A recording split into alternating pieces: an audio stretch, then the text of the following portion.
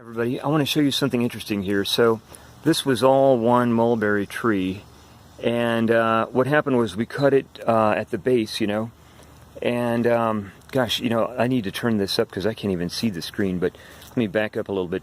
So what I had to do was cut it, and I had to cut it fast because if you wait too long, what's going to happen is this will get out of control and it'll be just too big to cut. You'll have to get like a professional to trim it down.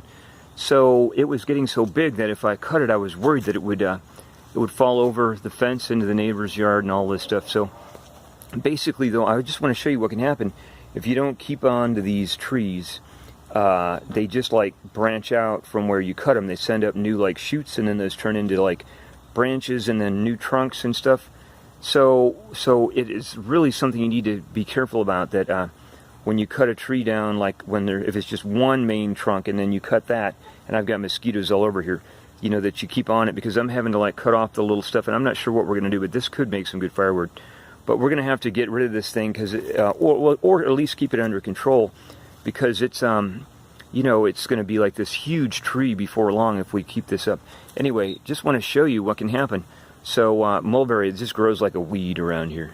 I'm back, but basically talking about that tree. With that tree, what I had to do was I actually had to cut it down by hand, and this was like with some sort of a saw, like a bow saw. I actually used two different types of saws. So one of them was like this little pruning saw, and that's what I cut all the smaller stuff off with, and the other was with this big bow saw. But it was a lot of work, and I did it in a lot of different times, because each one of those branches had a tremendous amount of growth above it. And so, we don't even get the pickup, the yard waste pickup, all that often. So it's like once a week, I think. So what happens is, you can only do so much at a time.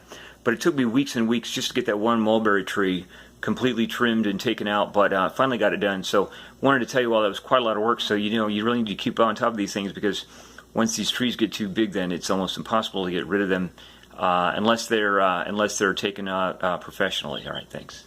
I want to add that I'm having to keep on cutting this tree back, like every little time. Like I do it like once or twice a week. I just cut off all the new little shoots, because even though we're approaching winter and this is going to have to come to an end, but what happens is we get this growth, and it is just totally like out of control, and you just have to keep cutting back, and even if we cut it at the base, it's going to keep sending up stuff.